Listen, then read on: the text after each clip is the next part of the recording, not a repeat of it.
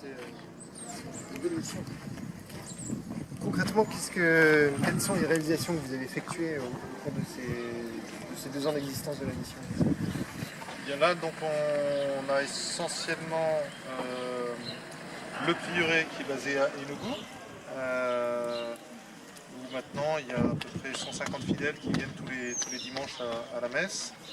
On peut donc assurer les messes, les confessions, le catéchisme d'adultes, d'enfants, la chorale, le service de messe, enfin, tout ce que comporte un prieuré normal. Bien, nous n'ayons pas encore d'école, mais ça ne saurait tarder.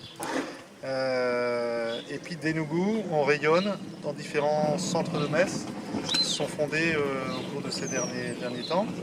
D'abord à Lagos, dont j'avais parlé au début, donc l'ancienne capitale du pays. Maintenant, il y a un petit peu moins d'une centaine de fidèles. Donc on essaye d'y aller toutes les 2 semaines. On dessert également depuis très peu de temps Onitsha. Là c'est pareil, il y a à peu près 70-80 fidèles maintenant. Enfin depuis quelques dimanches. On essaie d'aller une fois par mois et on essaiera d'aller plus souvent.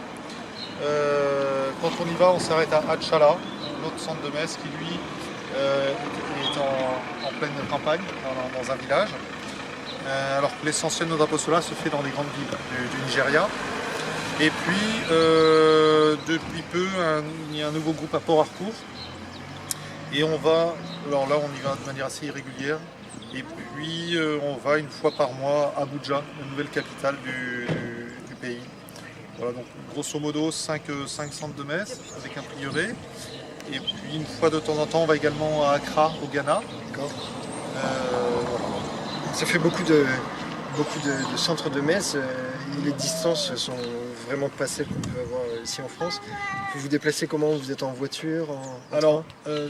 la plupart du temps c'est en avion. Il y a des lignes intérieures qui sont plus ou moins correctes.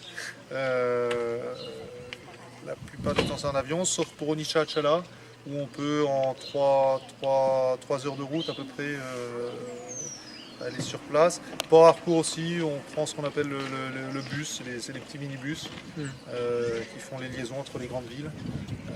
Pour l'instant, en général, on y va plutôt en bus, mais les routes sont quand même pas toujours très sûres à tout point de vue. Donc, quand on peut, on préfère prendre l'avion, c'est relativement bon marché.